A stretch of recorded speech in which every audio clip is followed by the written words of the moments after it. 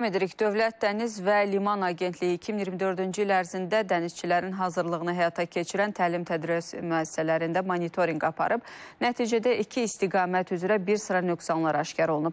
Bu negativ halların aradan qaldırılması məqsədi ilə sıravi heyət hazırlıq kurslarının yekun bilik və bacarıqlarının qiymətləndirilməsi üçün imtahanların mərkəzləşdirilmiş qaydada təşkilinə başlanılıb.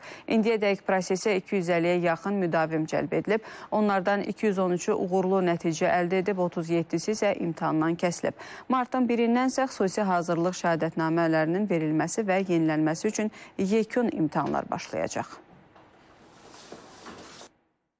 Sıravi heyət hazırlığı üzrə imtahanların ümumi vaxt müddəti 75 dəqiqədir, 50 sualdır və 50 sualdan 30 və daha artığına düzgün cavab verildikdə uğurlu nəticə hesab olunur.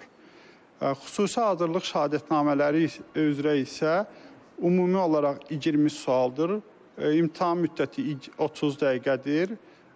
Uğurlu nəticə əldə etmək üçün 14 və daha artıq suala düzgün cavab vermək yetərlidir. Bütün sual və düzgün cavablar Dövlət Dəniz və Liman Agentliyinin rəsmi veb saytında yerləşdirilmişdir.